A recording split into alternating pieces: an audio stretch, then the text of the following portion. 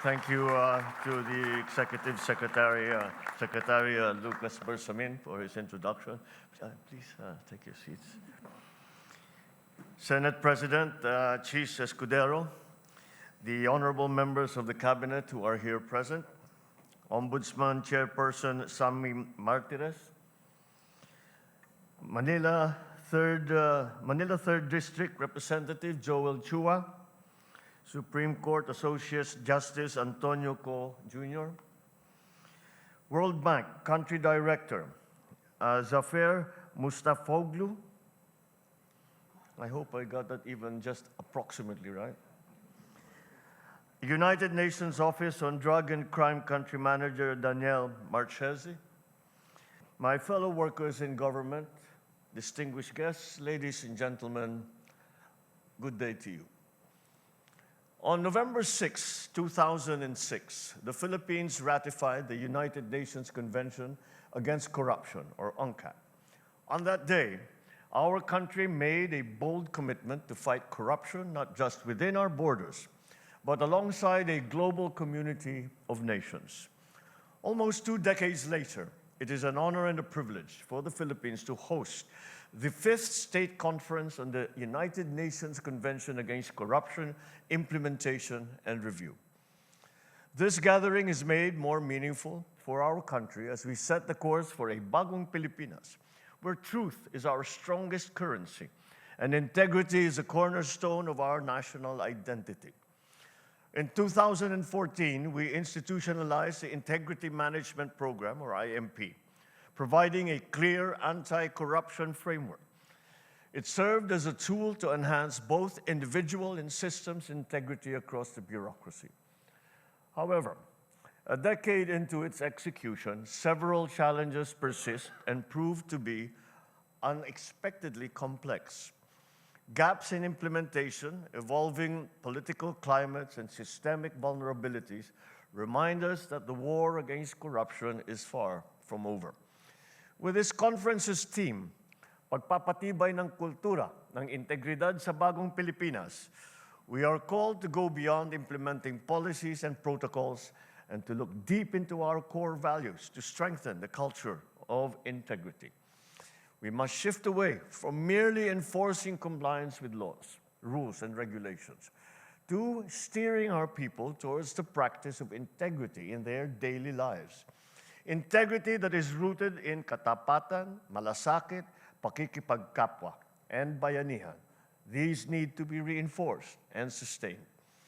This is the kind of transformation that we envision, which guides not only our systems of governance, but our behaviors as citizens of this Bagong Pilipinas.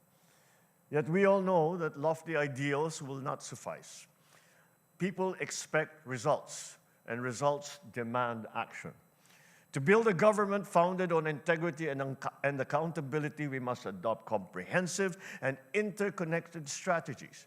We are combating corruption using a two-pronged strategy. First, we streamline and digitalize processes that avenues for corruption become nil. At the forefront of this strategy is our initiatives like the Government PH application and e-marketplace, which transform how government services are delivered. To further strengthen our digitalization efforts, I signed the new Government Procurement Act earlier this year. It establishes standardized electronic bidding and payment systems, amongst others, through the enhanced Philippine Government Electronic Procurement System. This shall be used by procuring entities, suppliers, manufacturers, distributors, contractors, consultants, and service providers to further increase efficiency, improve compliance, minimize the risk of corruption, reduce paper usage, and create a more detailed audit trail. The integration of data analytics with the procurement process facilitates informed decision-making by procuring entities and the identification of suspicious, fraudulent, and non-competitive practices. This will in turn provide transparency and proactive government monitoring, thereby ensuring judicious government spending. By streamlining and digitalizing processes, we are improving the efficiency and fostering trust and accountability between government and the public. Complementing this is our second strategy of empowering the people to participate in good governance. It is done by promoting full public disclosure of information in the way that we do business in government. Through the electronic Freedom of Information platform, citizens now have avenues to exercise their right to vital government information. Our national budget, which is detailed to the project level, is published online, allowing our people to know how much and for what public funds are being spent on. The new Government Procurement Act also includes measures that ensure the accessibility of procurement processes and contract implementation information to engage observers and civil society organizations in procurement and make all procurement-related conferences available for public viewing.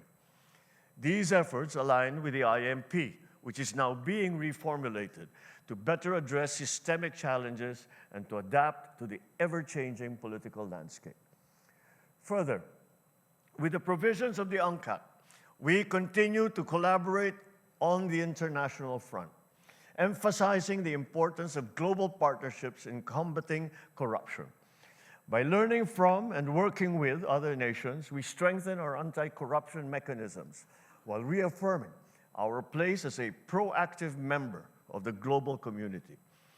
Together, these interconnected efforts form a united approach to fostering a government that is efficient, accountable, and reflective of a nation committed to placing honor and integrity over self-interest.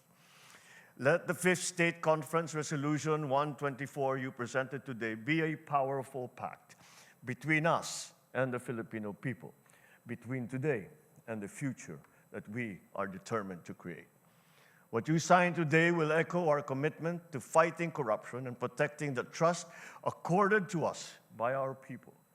Let us envision a Bagong Pilipinas where integrity is a steadfast reality, deeply ingrained in every part of our society. Let us make this promise we fulfill, for the future is ours to shape. Thank you very much. Good morning to you all. Mabuhay ang Bagong Pilipinas.